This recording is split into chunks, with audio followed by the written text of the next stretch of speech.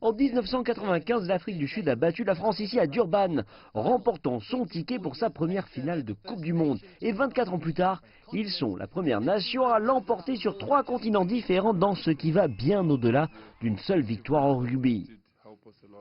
Je dois dire que les gens à l'extérieur et à l'intérieur ici nous ont beaucoup aidés, nous donnant une autre raison de nous battre encore plus difficilement car nous savions ce qui se passait à la maison.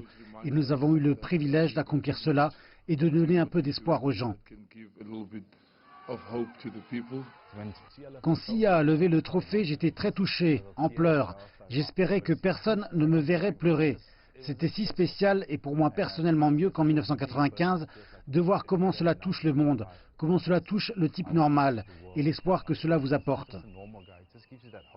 J.P. Peterson, un vétéran des 3 Coupes du Monde, déclare que la réponse du pays au triomphe de cette année a été immense comparée à il y a 12 ans quand l'équipe a été couronnée championne du monde en France.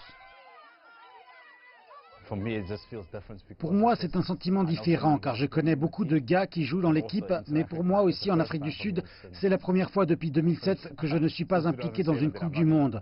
Donc je peux véritablement voir comment les gens ressentent cela, comment est le buzz et comment les gens ressentent ce que les Springboks ont fait pour nous. C'est très bien, une belle réussite pour le pays. Cela signifie beaucoup ici, et évidemment pour l'Union de l'Afrique du Sud, tous ensemble, noirs et blancs. C'est très excitant, nous sommes très heureux.